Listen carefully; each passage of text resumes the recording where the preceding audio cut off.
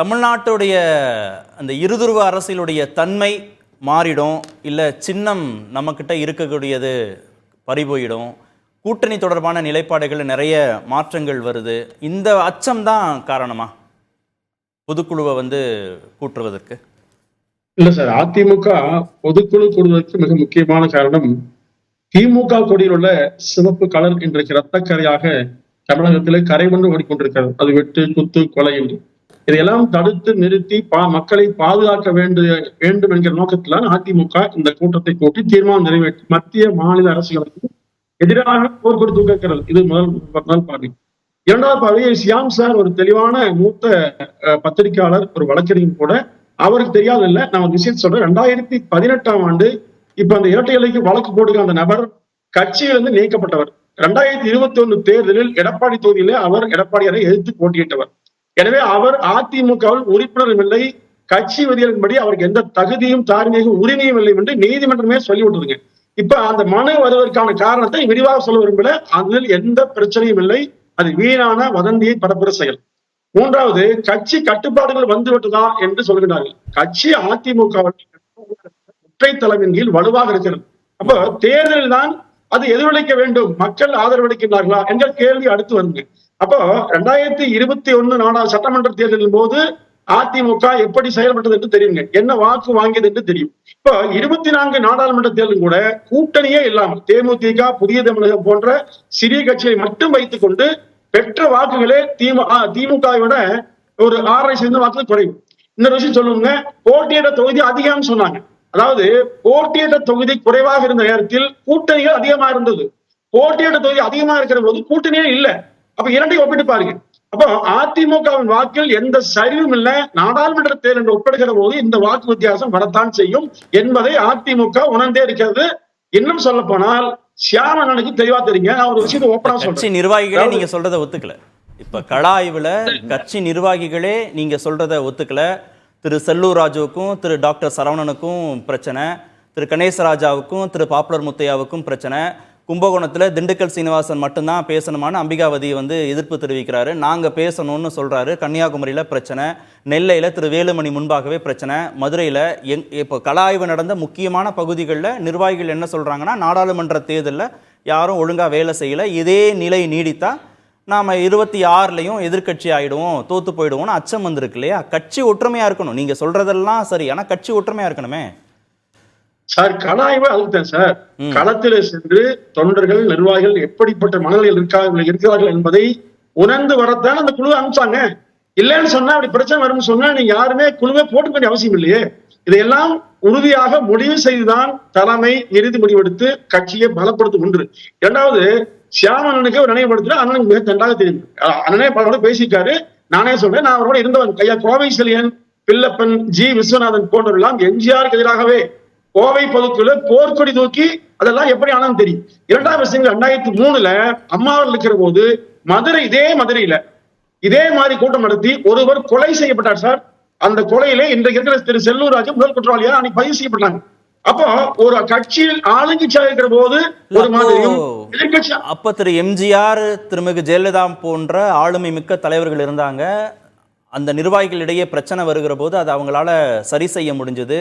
ஆனால் இன்னைக்கு சமூக அடிப்படையில் நிர்வாகிகள் பிரிஞ்சிருக்கிறாங்க, தலைவர்கள் பிரிஞ்சிருக்கிறாங்க அப்படின்னு திரு சுப்ரத்தினம் குறிப்பிட்டார் இல்லையா? இதை சரி பண்ணக்கூடிய அளவுக்கு திரு இபிஎஸ்-ஆல முடியுமா சார்? அப்போ இப்படிப்பட்ட மனநிலை உள்ளவர்கள், ஜாதி ரீதியாக பேசுகிறவர்கள் யாருன்னு பாருங்க, அந்த குழுவர் தான். அப்ப அவர்கள் தான் அதனாலதான் வெளியேற்றப்பட்டிருக்காங்க.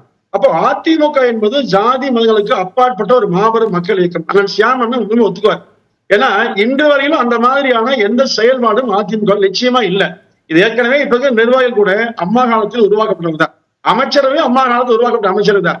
இப்ப இது மாதிரியான ஒரு முத்திரையை அதிமுக குத்த முயற்சித்தாங்க. அது கூட போயிட்டு போனது இயல்பாகவே அமைஞ்சது. நீங்க இயல்பாகவே ஒரு மைனாரிட்டி சமூகத்தை சேர்ந்தவங்க திரு எம்ஜிஆரும் திருமிகு ஜெயலலிதாவும் அங்க ஒன்றும் பிரச்சனை வரல. ஆனா இங்க கொங்கு மண்டலத்தை சேர்ந்தவர் திரு இபிஎஸ், அதே மாதிரி நீக்கப்பட்டிருக்கக்கூடிய திரு ஓபிஎஸ்ஓ, திருமிகு சசிகலாவோ, திரு டிடிவியோ முக்குளத்தூர் சமூகத்தை சேர்ந்தவங்கன்னு இயல்பாகவே பிரச்சனை வந்த பிறகு அப்படித்தானே அணுகப்படும், அப்படித்தானே பார்க்கப்படும்.